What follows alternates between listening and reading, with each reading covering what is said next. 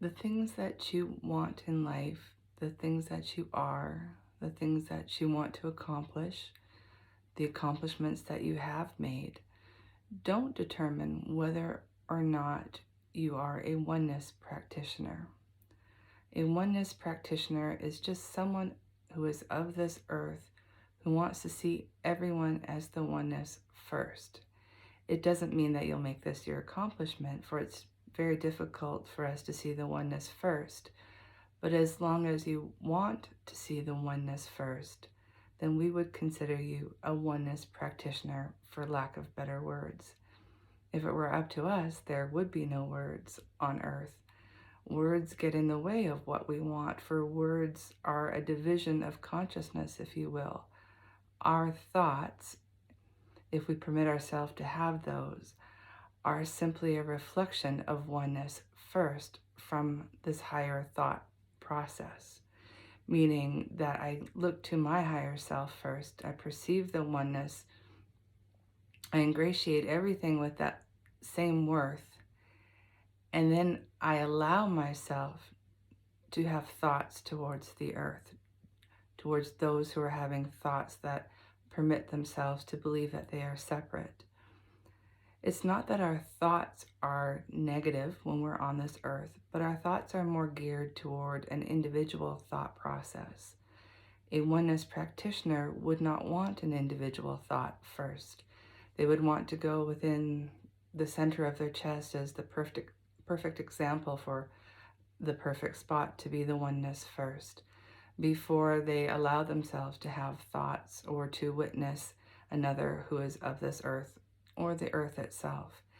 And that is just because we are one thought. If you think of consciousness as a thought system, once Source developed a sort of a thought, a consciousness first, we were still all part of that one thought, one consciousness. We were still part of the whole, in other words.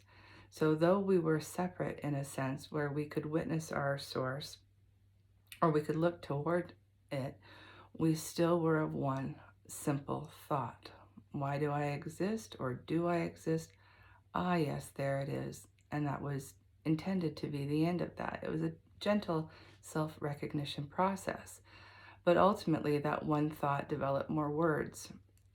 It began to divide its consciousness and want more from its one thought. It wanted more self-recognition than just a willingness to be part of that oneness first, that one thought of, oh yes, I exist. And that's simplifying it, of course. But it really isn't much more than this. It's just that we couldn't find words that escaped human thought in order to give it witness to that process.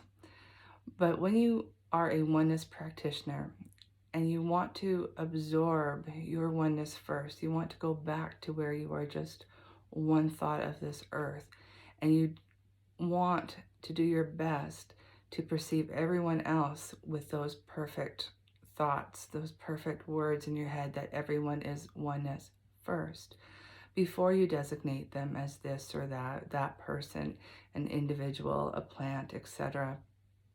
And then you'll find yourself just resonating with this oneness first. It won't take much effort for you to recapture that in your thought while you're on this earth. And others will benefit from it because we're not lowering their vibration with any kind of thought towards them at first. Of course you'll want to know an individual. Of course you'll want to put them on the spot and have a good laugh with them and have fun. It's not about becoming a drone without thought in this world. It's about putting oneness first before you have your individual thoughts, before you have your individual relationships, and most important, before you engage in any other act of service while you're on this earth. Anyone can be a oneness practitioner. It doesn't imply something more spiritual. It actually implies something more practical, something that implies our self-worth as being of the oneness. And there is no one who can be without that self-worth because we are all of the oneness first. And so just by wanting to be a oneness practitioner, just by wanting to not put others on the spot by designating them as this or that, most likely something negative first, you have lifted them up. And hopefully from that very simple essence, you have given them rebirth, an opportunity for them to have a new thought towards others of this earth. Not for peace and harmony necessarily in the physical sense. We're a long way off from reestablishing that on this earth. But it begins with that one thought, that oneness first matters. And when you are of that one thought, you, in your own personal thought system, can't be negative first. And you will find that it has a reverberation toward everyone on this planet. And then perhaps the physical essence can come into peace and harmony as well. But it has to start with that one thought of evanescence, of emanating that one thought that all is perfect, all is of its original worth. Nothing could be separate. And I know how difficult that can be when we can quantify, we can objectively see that something is terrible while it is of this earth and is not behaving as if they are of this one thought or of a peaceful essence first. But we must make that effort. Without it, we don't change anything on this earth. We would then feel justified that we were somehow more righteous, more pliable toward a different thought system than someone else we assumed was being unrighteous or terrible towards someone else on this earth. And in that sense, we've just created more division. We're not of the oneness first. So how do we make that choice to be the oneness practitioner when it means we may have to see that towards someone we had previously thought of as terrible or wanted to judge as such on this earth? Again, it's just choice. It's just something in you wants to recognize that oneness first.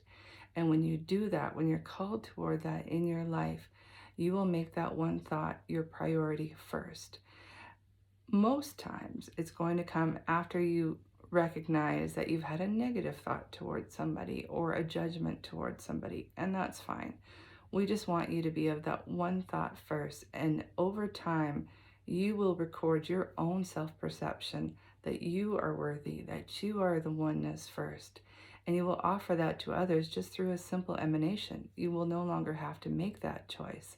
So it becomes much more difficult to offer others the separation you wanted to witness them with in the first place. And from that, we increase the entire vibration of this earth. And we are all no longer something lower. We're starting to reach that middle ground where we are in awareness of ourselves as the source, as the oneness first, and also of our lower separated selves who walk upon this earth and engage with someone else as an individual. So it's up to you. Oneness walks upon this earth. It's in every individual. There is nothing that could be separate while you are of this world. And if you want to walk in that oneness within your own birth on this planet, just want it. Just ask for help. Go within.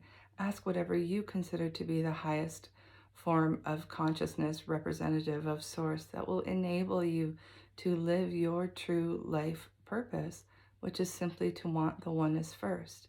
Again, it does not matter what you want to accomplish. The physical accomplishments on this earth pale in comparison to wanting to be that oneness first, because that's what gives us a real shot at having everyone be a success in their own hearts, in their own self-perception. And when that is their normal thought process, then they no longer want to hurt someone else while they're of this earth. So I thank you for considering being a oneness practitioner, again, for lack of better words and what to call it, but we just hope that you'll understand you are that one thought of oneness first. You were born from that. That is the original consciousness, and all you have to do is to want to explore how to get back to that. And so again, we thank you. We offer you our perception of your oneness first, and so it is. Amen.